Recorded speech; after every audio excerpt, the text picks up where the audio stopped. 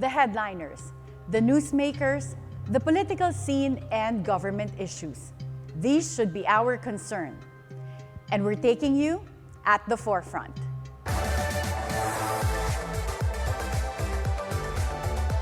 Good morning. I am attorney Karen Jimeno. Join me at the forefront as we zero in and discuss the details of some of the most pressing national issues that our country faces. Comelec Chairman George Garcia has been drawing allegations of bribery and corruption. Miru Systems of South Korea is the automated election system provider for the 2025 national elections, replacing Smartmatic from Venezuela. Former Caloocan Congressman Edgar Erice has called out to investigate 14 offshore bank accounts in the Cayman Islands with alleged $877 million of bribe funds. Congressman Rodante Marcoleta also disclosed that deposits have been made to 49 offshore accounts amounting to as much as 1 billion pesos, originating from 5 accounts in Korea from June 2023 to March 2024. Let's find out what the Comelec Chair has to say about these accusations. To directly answer bribery and corruption allegation being thrown his way, we have with us live Comelec Chairman George Garcia. Welcome to the forefront, Chairman George. Good morning, Ma'am Karen, and to all the televiewers. Magandang araw po sa inyong lahat. Thank you so much for your time, Chairman George. So let's go straight to these allegations. So supposedly, there are 49 offshore bank accounts with amounts being alleged as high as 1 billion pesos, supposedly linked to Miru Systems, which is the elections provider for 2025. How would you answer these allegations? Well, actually, ma'am, I was not, hindi naman ako nagulat doon sa allegation, but hindi po kasi ako sanay sa ganitong klaseng mga accusation and mga allegations. But number one, hindi pa po kasi, I do not have that much number of travels abroad. I only have 2 visas in my lifetime, and so it's really unfortunate you'll be accused of having bank accounts in the United States, in Cayman Islands, na hindi ko pa po napupuntahan kahit kailan sa buhay ko. So you've never been to the Never US? been to the United States, never been to Cayman, never been to Bahamas or any other country that will be requiring a visa. So how can you open an account in this country? And if you're going to look into the allegations, one person is saying 15 accounts, the other person is saying 49 offshore bank accounts. In the accounts that the former congressman had alleged, may mga kasama siyang local bank accounts. And lucky for me, because of the inclusion of local bank accounts, we were able to verify the genuineness of all of these accounts. And according to the banks, all of these were fake accounts. Lahat po fake, not existing, not even under my name, not even these account numbers. And then, here comes now the allegation that they were able to send $100 in 2 accounts. Ma'am Karen, these 2 accounts are new accounts not included in the 49 alleged offshore accounts. So bago po ito. But why change now the narrative? You have 49 and you have now 2 new accounts, one in the United States at pagkatapos meron sa Cayman Island. And so, pinalabas po nila dito sa new accounts na to na pangalan ko yan, when in truth and in fact, take note of the name which was reflected in the bank record that was provided during the press conference. May name ako, and then may address ako, and then after Makati City, there's a comma, and then there's a KY. What does KY means? It means Kentucky, USA. And so therefore, it's quite easy, based on our investigation, that you will be sending by wire transfer an amount of money to an account number, even if the account name is different. And it was tested by our netizens. They likewise sent the same amount of money to the one accusing me, involving the same account number, but a different name, his name. And lo and behold, the transfer of the money was accepted by the bank. So ganun po yung ginagawa sa akin. Fake accounts, malicious imputation of something which is actually a violation of the identity theft, actually, and at the same time of bank fraud in the United States. So you're saying that these accounts that are being linked to you have no relation to you, and you were able to also check that if you deposit something and tag it as the name of, for example, George Garcia, it's possible to have receipts that would show your name. Yes, ma'am, precisely. It's very easy. You just get a certification from the bank whether that account is existing or not. Not even me, who supposedly is the owner, cannot get that kind of certification because I do not have that account. I issued an affidavit of denial under oath. I likewise issued a sworn a waiver of all of these alleged foreign accounts. I submitted to the National Bureau of Investigation and the Anti-Money Laundering Council so that they themselves can investigate whether the allegations are true, whether these accounts really exist. Take note of, look at the history, if this account was open in my name. And I'm giving full authority to the AMLAC so that AMLAC can likewise coordinate with the AMLAC of different countries, and the NBI can likewise coordinate with the Interpol or the Federal Bureau of Investigation. And so I'm waiting for the proper investigation. But however, Ma'am Karen, I will not sit down and just watch them accusing me of anything. I'm going to write a letter addressed to the Department of Justice of the United States. I'm going to ask for their help because if there is bank fraud and a serious threat on the banking system of the United States, surely the U.S. will act. Definitely, and I'm banking on the sense of justice and fair play of everybody. So you said that you have cooperated with investigating these offshore bank accounts that are supposedly linked to you, and that you have given authority to fully investigate them as it pertains to you. Would you be open to also having your local bank accounts be subject to scrutiny? Like here, for example, a bank waiver to yes, open your accounts. Definitely. Why not? But the problem is, why extend that much to something which was not in the allegation? And that's the reason why I'm saying I am even willing to face congressional investigation so that I can face the accuser at the same time. We can present evidence. We can prove that all of these are tampered documents, Atty. Carrie, and these are fake documents. And at the same time, you see, the problem with that kind of investigation, I am fully aware that that may go beyond what is the real purpose of the investigation. And so what I'm saying is, so long as it will not interfere with the function of the commission election, with what we are doing right now in the Comelec, with our preparation for the next year's super election year, I'm willing to face any of them or any of these investigations. So there, I think Congressman Marcoleta has filed a resolution in Congress for an inquiry. So you said you will submit yourself to that inquiry if that happens? Definitely, Atty. Karen, simply because I approached already the National Bureau of Investigation, the Anti-Money Laundering Council. If Congress deem it necessary to conduct that investigation, why not? But what I'm also saying, Ma'am Karen, is and this is a plea to my accusers. I'm hoping that the accusation, Atty. Karen, will likewise be made under oath. The denial was made under oath. It's so unfair as lawyers. We know that you can be subject to perjury. We know that I'll be subjected to perjury in case I'll be lying in even one of the statements that I made. I'm hoping that the allegation will likewise be made under oath on each and every account. It's so unfair. You have 49 bank accounts. Who is the person in the Philippines who have 49 foreign offshore accounts? So that is so ridiculous. But just the same, I have to face this accusation. I know. I am fully aware of who is behind all of this. But we are hoping that during the investigation, the one behind this will be unmasked. And so we will find out what is really the reason for all of this. Take note, Ma'am Karen. Allegations of bribery, corruption. And then at the end, let's use the old counting machines. Why? What is the direct relation between bribery, and then let's use the old... Then a conclusion to say that let's use the old machines. Why not use new machines? Why not rent new machines? Why not procure new machines and yet use the old machines? Something is wrong with that. So what do you think is the motivation for all these accusations against you? In the bank record that was shown during the last press conference, they did not erase the one who sent the money, Atty. Karen, to the alleged account of mine. And it says there, Jaleo Consulting LLC.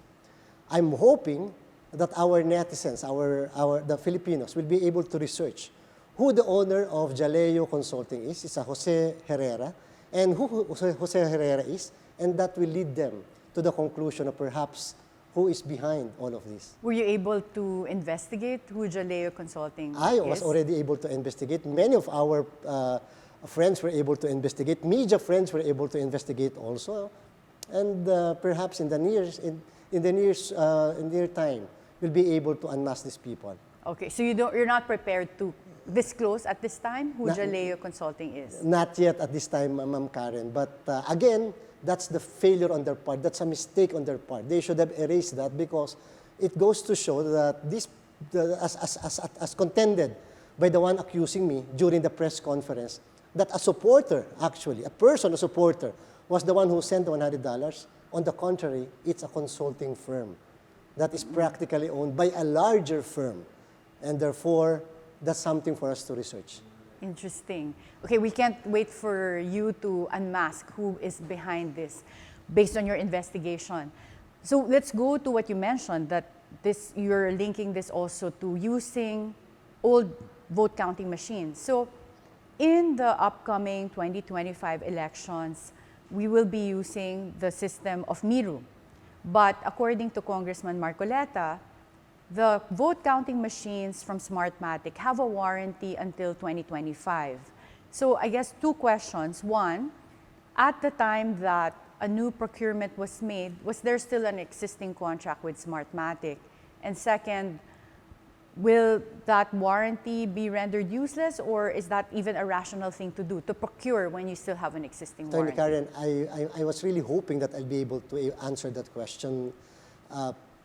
But unfortunately, because there's a pending case now before the Supreme Court questioning the very contract that we entered into, as well as the propriety of using the old machines, and therefore that may be in our parlance sub judice. Yes. But what I can say is the executive department and the legislative department gave the Comelec the money to procure new machines. So if the government, both the executive and the legislative, gave you the go signal to proceed with procurement, to proceed with purchasing or procuring new machine, why not?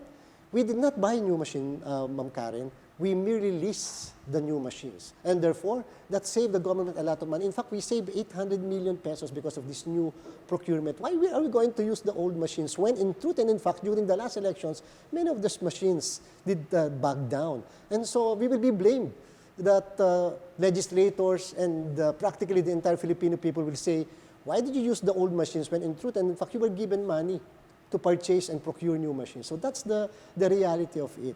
And so I'm hoping that whatever is happening right now is not an attempt to influence the Honorable Supreme Court in the disposition of the case. I'm really hoping for that. The 800 million pesos in savings that you mentioned, is that something that is a savings for 2025 elections, or is that what we realized from the past barangay elections? For the 2024 elections, ma'am, when you say 800 million peso savings, you have a money, you have an ABC of this amount, and yet, although Miru system was the lone bidder, because there were 5 who purchased the bidding document during the submission of the document, only one submitted their bid document, it was Miru. We disqualified them during the first stage because they submitted documents which were not translated into English. Here comes now the second round of bidding. Again, 5 major and well-known suppliers purchased or bought our document, 75,000 pesos per document, and yet only one, again, participated in its Miru system. And so when Miru made that offer, it was 800 peso lower than the ABC of the Comelec. Even if it's just the lone bidder, the amount was lower than 800 million. It's a bundled contract, except the transmission of the results. Before, when you have the software, the hardware, it's what is included likewise was the transmission. Now the transmission, Attorney Karen, was unbundled because we wanted to make sure that there is check and balance between the one supplying the hardware and the software and the transmission of the results. So the transmission will be handled by which entity? By I1, the one who likewise won the bidding. There was a very competitive bidding among the top players in the industry, in the transmission industry, and it was won by I1, a very credible and with a long history of transmission business in the country. So now that these two functions have been unbundled, meaning unbundled from transmission and had to procure a separate entity, the total cost for both the election system for voting and then separately transmission,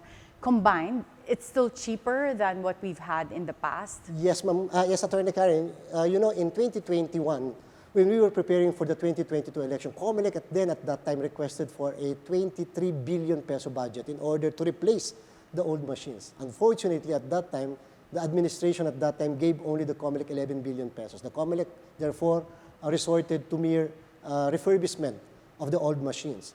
Meaning, at that time, it was 23 billion. Now, we were given 22 billion pesos only for the preparation for the national and local election preparatory. So, come to think of it, 17.8 billion for the hardware and the software and the printing of the machines, the laptops, etc., the pen, the ballot boxes, all included in one contract for the Miru.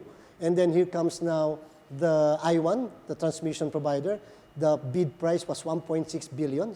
Supposedly, the ABC was 1.9, 300 peso lower. Therefore, we again was able to save 300 million pesos for the transmission. So 800 plus 300, that's 1.1 billion savings. And here comes another contract, which is the internet voting. First time in our history, we're going to conduct internet voting You will be abroad. allowing internet voting for offshore offshore voters. Yes, Attorney Karen, for overseas Filipinos.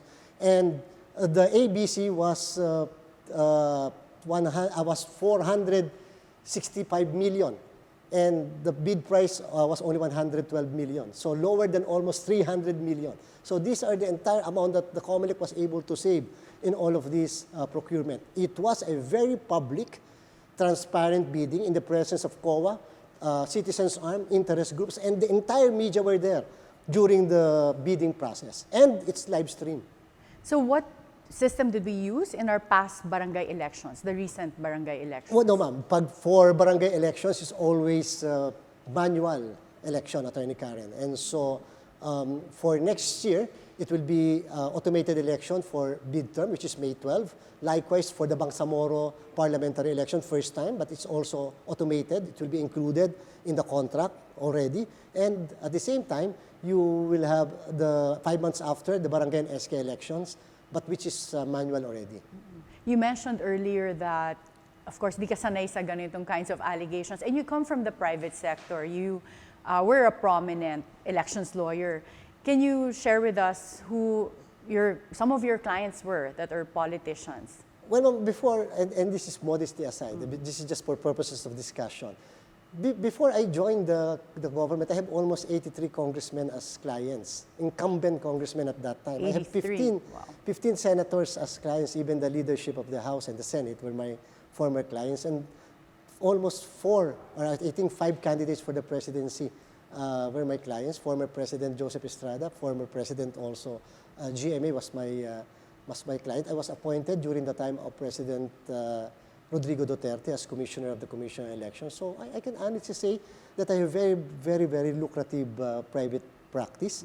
And so I merely really accepted the position in government for public service because, not everyone is given that opportunity to serve your country, at least in the government. And so I grabbed that opportunity. After this, it's the end of me in the public service. I will not even go back to my private practice. I want to spend the rest of my life at least enjoying what I have during the last... I practiced for 23 years, Attorney Karen, and I had no regrets. And I have no regrets likewise in the public service, even if I'm facing all of these malicious and dirty accusations made in public. Yeah, I think usually they say that's part of the job. Is the current President Marcos Jr. also your past client? Yes, ma'am. I'm the lawyer of President Marcos, then candidate for Vice President, involving the election protest against Vice President Leni Robredo. We did not win the election protest, but despite that, after the service, the lawyering for President Bongbong, I became the lead counsel of Mayor Isko Moreno, who ran for the presidency. But at the same time, at that time, also the lawyer of Senator Pacquiao and Senator Ping Lacson, likewise. I have certain relationship.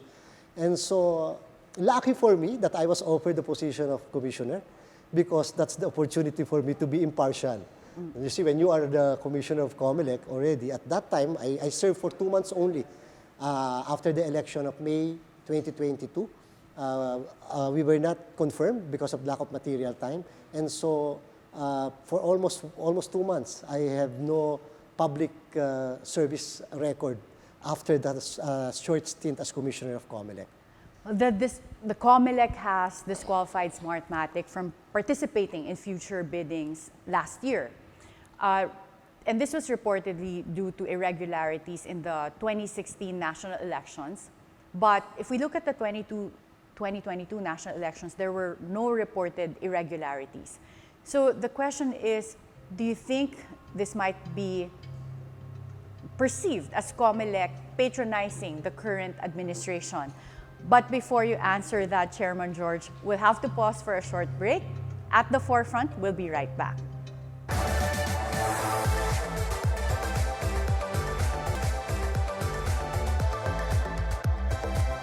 Welcome back. Before the break, we were asking Chairman George that the Comelec last year disqualified Smartmatic reportedly due to poll irregularities in the 2016 national elections. But the Comelec does not make the same allegations of irregularities in the 2022 national elections, even if we're talking about the same elections provider. So don't you think this might lead others to say that the Comelec is patronizing the current administration? Attorney Karen, with due respect and with your kind permission, respectfully, I would like to clarify that there was no issue about the integrity of the results since 2010. We clearly pointed that out in the resolution. There was no issue as regards manipulation of the results. Our issue was purely what happened in 2016, more particularly in the bidding. That's very, very clear. And because we take the cue from what was investigated by the United States, of which the Comelec was given full disclosure of the extent of the, meaning we have knowledge of what the United States DOJ was investigating at that time. And so that was the basis of our disqualification. No question about the integrity.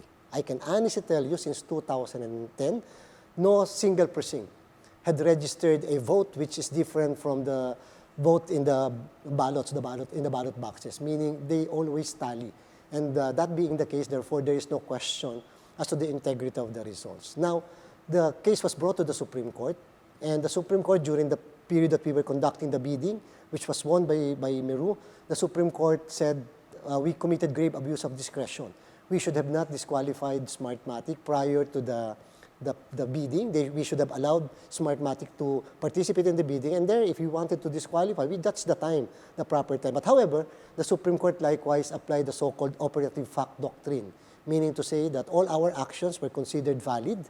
And in fact, the Supreme Court said that there was no reason to issue a restraining order in favor of Smartmatic at that time. And so the Supreme Court merely said our decision is prospective in character, meaning it will apply in future procurement of the commission election. But whatever procurement that was done prior to the decision will be respected by the Honorable Supreme Court. Although we likewise still filed a motion for reconsideration, still pending, of that Supreme Court decision. But that's the fact as it is right now. And so we're hoping that there will be no accusation that we are favoring one bidder, the lone bidder, when in truth and in fact there was no issue about integrity. Mm-hmm. So the basis before was an ongoing investigation in the U.S. against Smartmatic, but for the Supreme Court right now, because of their decision saying that the Comelec exercised grave abuse of discretion on using that as the basis for disqualification, there's a prospective application, meaning for future biddings that might be conducted by Comelec, Smartmatic will not be disqualified. Yeah, will be included, will be allowed to submit their bid documents in case they will be participating in the bidding. And so there is now another case right now, Ma'am Karen, Attorney Karen, and the second case involves now the question on the legality of the contract that the Comelec entered into with Meru system. It was filed by a former congressman, and it's now pending before the Supreme Court. So in the event, and this is without prejudging or without preempting the Honorable Supreme Court, in the event that we'll be losing in that case, then there will be no contract between the Comelec and Meru, and let's see what will happen. But if the Supreme Court will affirm our contract that we entered into with Miru, then that's it. We will proceed. But in the meantime, again, no restraining order was issued by our Honorable Supreme Court. Therefore, we are proceeding with all our preparations right now in preparation for the 2025 midterm elections. Yes, and the 2025 midterm elections are just months away. So, the amount involved in preparations, that really requires Comelec and the provider, Miru, to be really on schedule for all the milestones. So, if that happens, is there any contingency plan on behalf that Comelec has? Like, for example, suddenly this case that you said that is trying to invalidate the contract between Comelec and Miru, let's say theoretically it prospers. What is the backup plan of Comelec to make sure that 2025 national elections will proceed smoothly? The reason why, Attorney Karen, the reason why I'm trying to smile is because, you see, that same question was asked of me by people from the media before. I answered the question, and here comes now the petitioner filing a motion to cite me in contempt for answering that question, saying that I was threatening the SC that in case a decision will be like this or like that, then the result will be like this. So I was really hoping I can answer that question, but that was the same issue which was the basis of a motion to cite me in contempt. On the issue as to other question, what will happen if the contract is set aside? What should the Comelec do? I said now, can I not answer that question? I'm the chairman of the Commission on Election. Exactly. That's part of your duty. I should be able to say something about the contingency of the Comelec, to say something of what the Comelec is doing, and yet it was made a very big issue. And yet, take note, Attorney Karen, despite the press conferences, press releases, and everything, I have this tick of statements coming from the petitioner. I did not file a single petition to cite in contempt the petitioner because this is a free country. We are respecting one another. We are just hoping that we should not manipulate the sentiments of the people, what the people is thinking. Let the people decide for themselves based on the available facts. So apparently now you also can't answer that question. So I think maybe something we can think about at least would be... But we are prepared, ma'am, Attorney Karen. We are prepared for any eventuality. That's the best thing that I can give to you right now. We are prepared for any eventuality. Definitely, we are the Commission on Election. Our role under the Constitution is to enforce and administer election law, to conduct the election no matter what. And so that is within our powers. We will do everything within our powers to ensure that democracy survives, democracy will continue, because elections should always be regular in our country. Okay, at least that's very reassuring, Chairman George. So let's go to at least something you can talk about. With the Miru systems, will the results be faster compared to what we experienced in prior elections with a different provider? Yeah, Attorney Karen, in answer to that question, I would not like to use the company.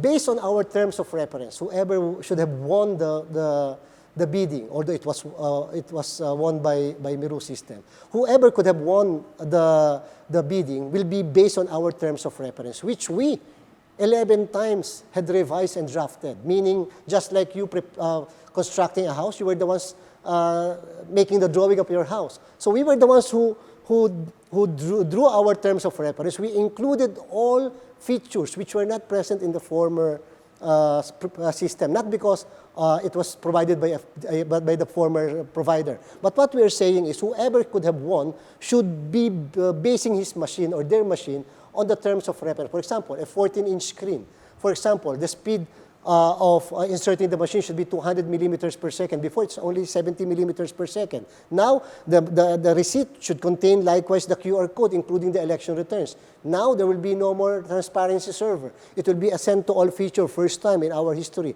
But the precinct will be sending result directly to the majority party, minority party, Citizens Arm, NAMFREL, and PPCRB, and the media will have their own server. Not unlike before, we have only one transparency server where all we're getting the results. And at the same time, the most important feature, we're going to answer the question, was my vote counted? How do you answer that? At the final phase of the process, we are going to show to all the watchers and observers all the ballot images of the ballots inserted into the machine. It will not reveal who are the voters because you already removed the stub, so that each voter, each watcher or observer can take a picture of each and every ballot image, which can be seen in the screen, 14-inch screen of the machine, and they can count manually the result for every position. For example, I'm the watcher of the mayor. Attorney, I'm going to count whether the mayor really got 200 votes and compare that with the election returns and the one transmitted in all the servers. These are features which likewise can be manufactured by anybody. But what we are saying is, it's never a company that dictated to us what should be the feature of your machine. It is based on our experiences, based on what is necessary and what is more transparent now. We should always innovate. We should always have an advancement when it comes to the technology. So what the Comelec did under your leadership was, as a baseline, we can expect some of the same conveniences we had voting in the past, but you made improvements to ensure transparency, and the speed should be at least the same, but you're trying to also improve that. Yes. So that's something it's we an can enhancement, Attorney Karen, of what we used before. They were saying it's just like the old machines. Yes, but an improved version. That should really be it. Because if you are always to rely on the old technology, then the Comelec will be blamed by our people. Why? Why are you using the same technology? You have an iPhone 15 right now, and then you're still going to use iPhone 5 or iPhone 3 when you can improve by iPhone 15, and later on it will be iPhone 16. That's also the same. In 2018, it will be an improved version again, once again, of our machine. And whoever will be able to manufacture the machine based on our terms of reference, based on, and according to the new Procurement Act, it's no longer based on who will be giving the lowest calculated bid. So we're hoping that because the Procurement Act was likewise revised, there will be an improvement likewise on the machines that we are going to use. Take note, Attorney Karen, and this is very, very important for our public. These are mere scanners. Scanners. Whatever you scan, that will be the result. It's just like your Xerox machine. You Xerox yourself, your face, hindi naman po siguro monkey yung lalabas doon. It will always be your face. So, it should be accurate, accurately representing what you're What is submitting. important is the entire component. The hardware, the software, and the transmission of the results. That's very important. Transmission of the results. And the inability to change anything. Precisely. Whatever you There should be no what we call as middleman, the so-called queue server, or whatever that will be the basis of suspicion by our people.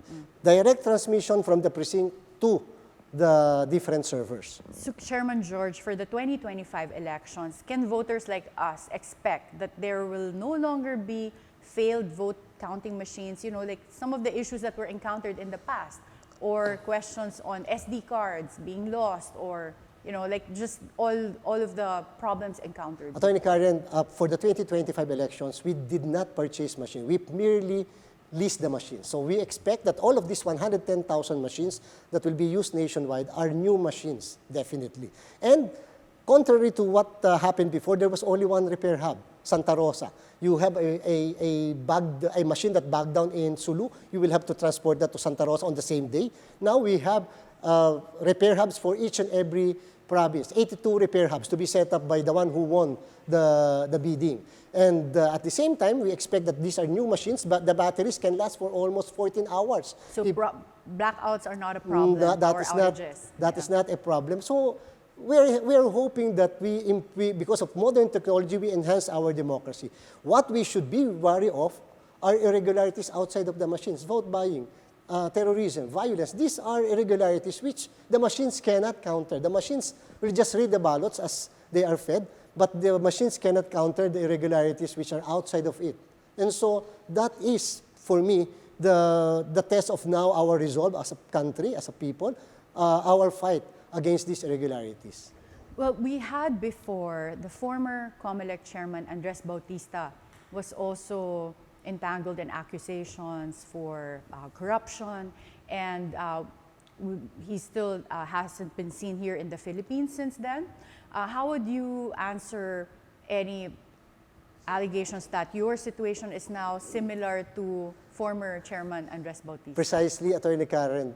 If in case, I'm not saying the allegations against our former chairman was true, but the allegations were were based on, again, alleged transfer of accounts from one bank to another bank, foreign accounts, offshore accounts.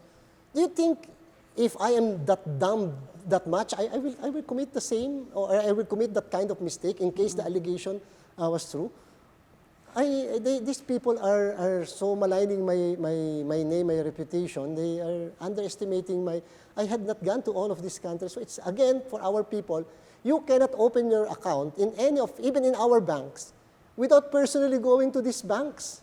You cannot even open via online because we already made a research that in order for you to be able to open, you must be a citizen of that country, a national of that country, or you must be personally present. How can you be present if you have not gone, you have no visa going to these countries? Yeah, because of the know your customer rules, which are very strict under anti-money laundering That's laws. right, ma'am.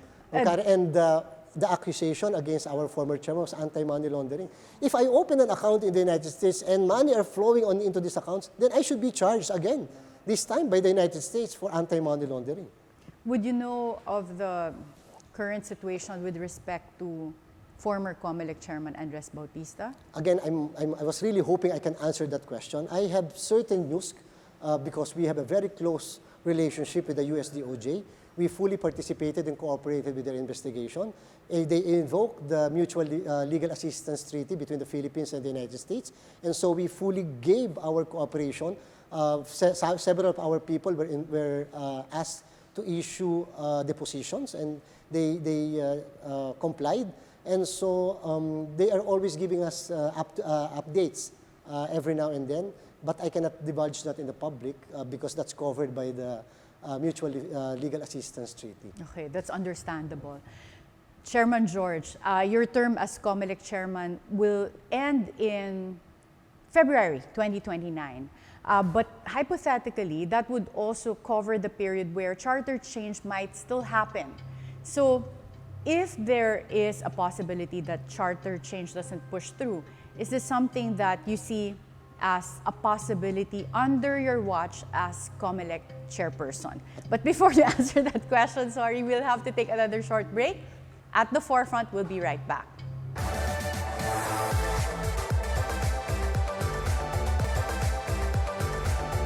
Welcome back at the forefront. Before the break, we were asking you, Chairman George, so your term as Comelec chairman will end February 2029, and from that period, from now, there's still time for charter change, which some factions are still pushing for.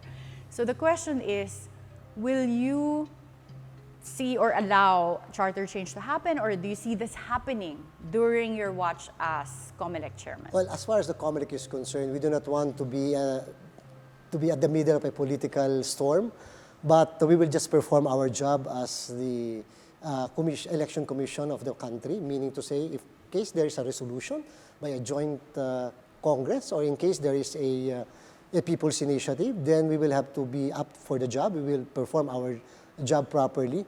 But take note, Ma'am Karen, during the last effort to amend the Constitution by a people's initiative, it was the Comelec that suspended the process because we were saying that we are going to review the rules on people's initiative. We will review whether there was really a decision of the Supreme Court allowing people's initiative despite, according to Assam, the absence of a law, or in case there is really a law to allow the PI. And so again, whatever will happen from now to 2029, regardless as to whether there will be an attempt, or regardless of the kind of effort to initiate an amendment to the Constitution, so long as we are given the budget, so long as we are given that sufficient time to prepare, then we are up to the challenge. But however, it will have to pass through a very, very stringent scrutiny of the Commission, because remember, it's the amendment of our Constitution. It's just not like amending an ordinary law or an ordinance. It's the Constitution, the basic law of the land. Yes, okay. Thank you, Chairman George. Well, you mentioned earlier that you used to also lawyer for current President Bongbong Marcos Jr., and you represented him in the election protest against Vice President Leni Robredo. So now that you've been appointed as chairman of the Comelec under his term, how would you ensure the independence of Comelec? Just because, you know, for Filipinos, we're used to this culture of utang ng loob. And of course, we've seen this happen where the incumbent president would appoint key positions in government. But, you know, for, of course, Comelec, you also have that very important job to make sure that elections are held without bias, with transparency. So how do you then balance those interests? No, Karen, as a matter of fact, as I have mentioned earlier, although I lawyered for then Vice Presidential candidate Bongbong Marcos, I left him without even saying goodbye.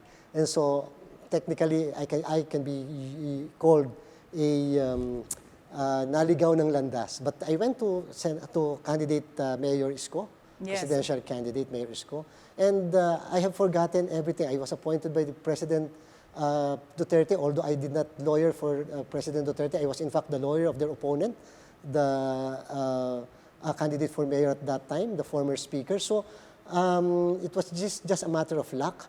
And so when I was appointed by President Marcos, I was really I was really surprised. I was not expecting the appointment because I'm a prodigal son, so to speak. So when there was this case involving the president for the disqualification, I did not take part. I inhibited from the case, and I had not been talking to the president about any cases pending in the commission. And in case there are cases or parties of which I lawyered before, I immediately inhibit. So I think I'm showing that kind of impartiality that is expected of somebody like me.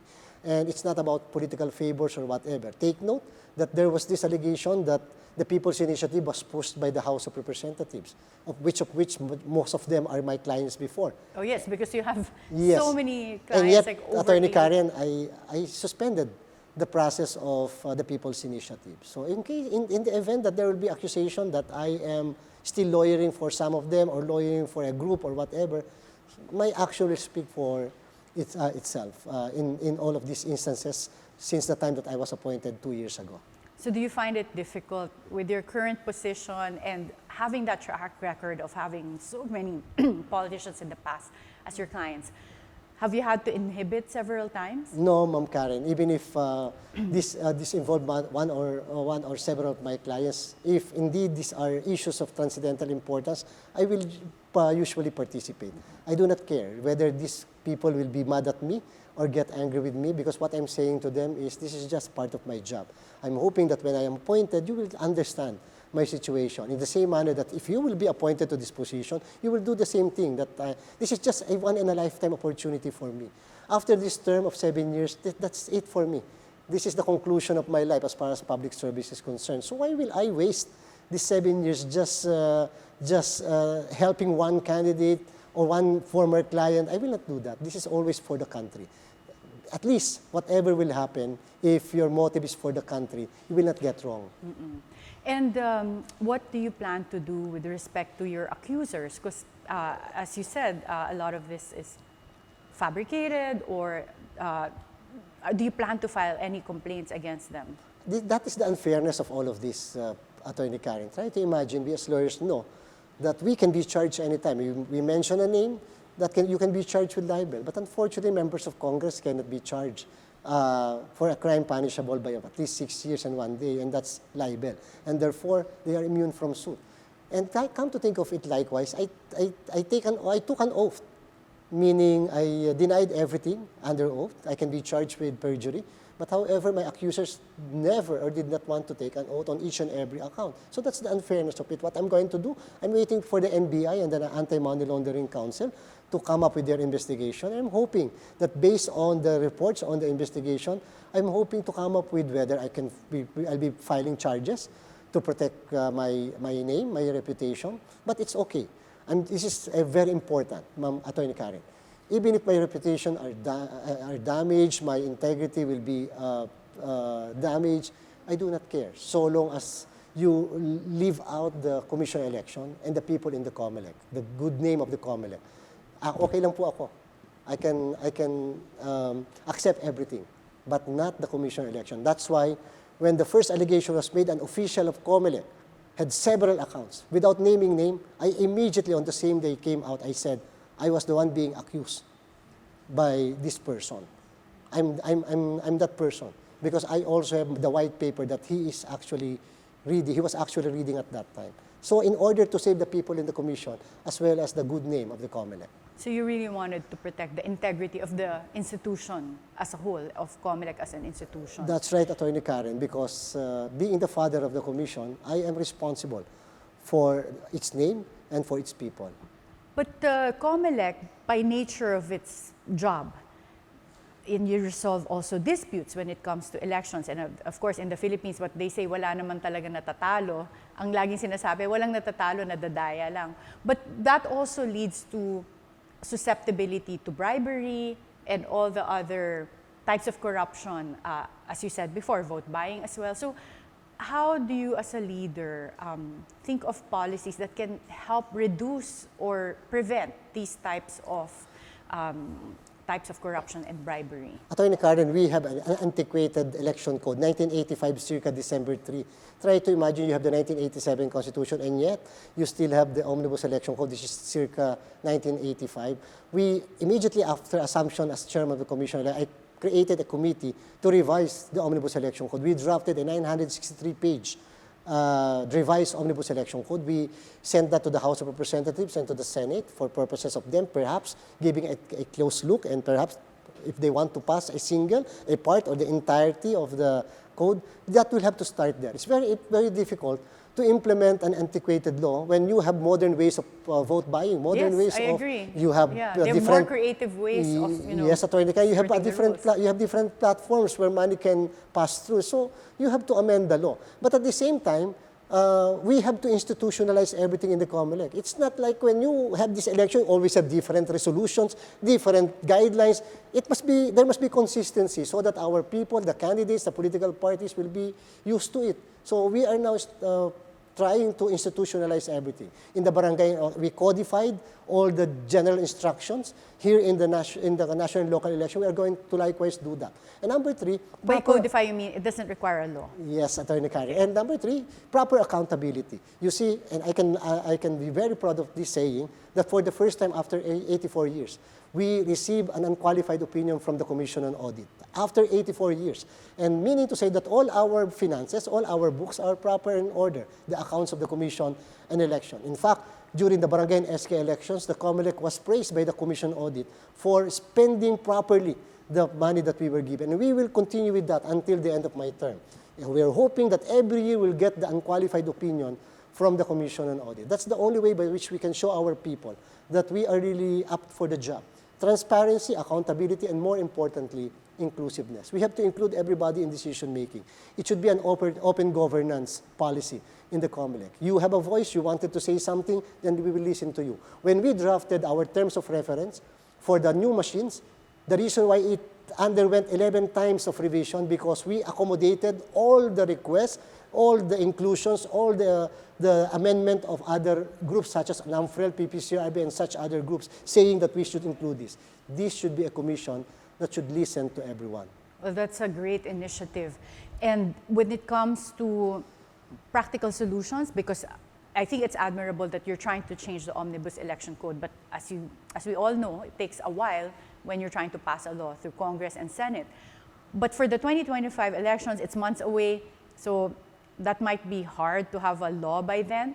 What practical solutions have you thought about to address vote buying, the typical problems, or even flying voters, absentee voting, meaning someone uses their name to vote? How are you addressing these One thing that issues? we did, I proposed, number one, that there will be no substitution of candidates. And that created a lot of, it was welcomed by our people. No substitution. After the filing of the candidacy, in case of withdrawal, for whatever reason, there will be no more substitution except in case of death or disqualification. In the barangay and SK election, we made presumption, first time, because we do not have the law. So what can the Comelec do? We made presumptions, although walking on a very thin line of unconstitutionality or constitutional action. We made presumption like if you are bringing with you indelible ink at 2 days before the election, you will be presumed guilty, engaged in vote buying. Or several people are lining up in your headquarters or house, you will be presumed engaged in vote buying. Or you are bringing with you 500,000 pesos and other election paraphernalia a day before the election, you will be presumed engaged in vote buying. Several of these. You sent almost to 20 people on a single day using this platform GCash, PayMaya, and and such other platforms will be presumed as engaged in vote buying. We threatened the platforms. We said to the Bangko Sentral ng Pilipinas and the Anti-Money Laundering Council, we will never hesitate to use all the powers of the Comelec. We will deputize all of you. And so we were able to reduce vote buying during the barangay and SK election. It was the most peaceful barangay and SK elections. Less garbage because nobody had distributed sample ballots. But however, people will have to understand. Our present law in the automated election says, when they file their candidacies by October 1 to 8, they are not yet candidates. They are candidates only on the first day of the campaign period. Regardless of whatever stretch of interpretation the Comelec wanted to do, we cannot do that. And so, even if they file their candidacy by October 1 to 8, they will roam around, give something, speak something, or whatever. They are not yet candidates. In fact, all of their expenditures are not necessary to be included in the SOSE because they are not yet candidates. And this is one of those outdated provisions that you're referring to as well. Like yes, in their Attorney omnibus Karen. election code, where They should be candidates on the day of the filing of their candidacies. Yes, I agree, because the intention is already very clear. And so how pag can we- nag-iikot sila, Opo. you're already like campaigning, and you can't, and yet you can't cover them in that provision, no? At saka, how can you be substituted in the event that may substitution if you are not yet a candidate? And at the same time, for party list, they're saying that it's the most prostituted system in our democracy. They're saying that. But the problem is there is a law, almost more than 20 years of age law. So what can we do on the party list system? So what we are saying is we are submitting before, we are requiring the submission of 5 nominees before. Now, we are going to require the submission of 10 nominees, and in case the entire list will be exhausted, we will no longer accept the submission of additional nominees. Okay, I hope these revisions will push through in something more concrete as a law. When it comes to election violence, there are areas that are more prone to this, and other areas are also in the past where we observe kind of like landslide voting where some candidates have 0 votes, so they might indicate also another form of cheating. So how do you intend to address that? Are there other agencies that assist the Comelec so that you can address election violence? Well, our people should be able to understand that when it comes to the election, it's not only the duty of the Commission on Election, it's the duty of everyone. It must be a whole of government and a whole of nation approach. Then therefore, we should be able to tap the armed forces, the PNP, the DIA, everybody, especially the DepEd, because we will be utilizing the teachers. So this is a whole of nation approach. There will be no vote buyer if there are no vote sellers. So we have to appeal to our people. We have to expand and maximize our voters' education information campaign. You see, that's right. People right now, they will vote because something was given to them. They're expecting that that day is D-Day, that day is actually Fiesta Day because they will be receiving something. That is now the culture that we have right now in the Philippines. We have to erase that kind of culture.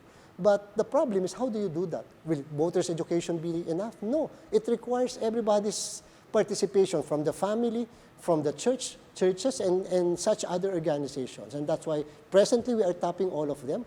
We are entering into MOA with them, and at the same time, we are making ourselves available to our people, to our public, and explaining the intricacies of voting in a language clearly understandable to them.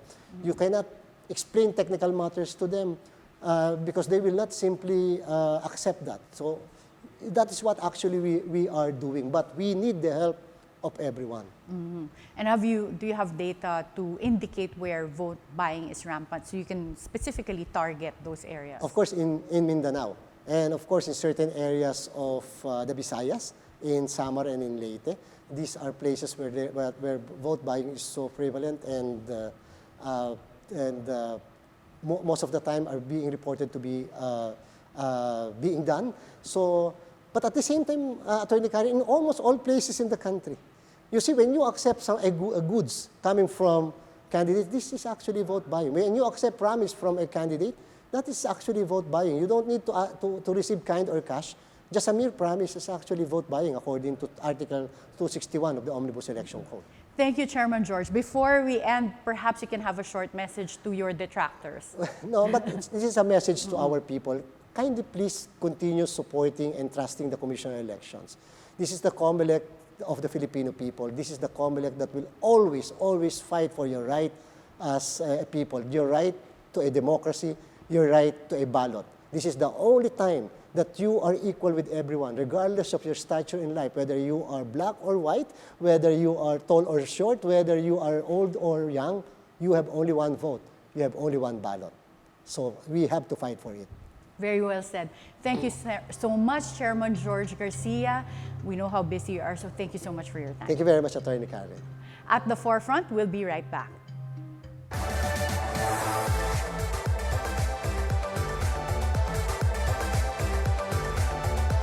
Welcome back at the Forefront.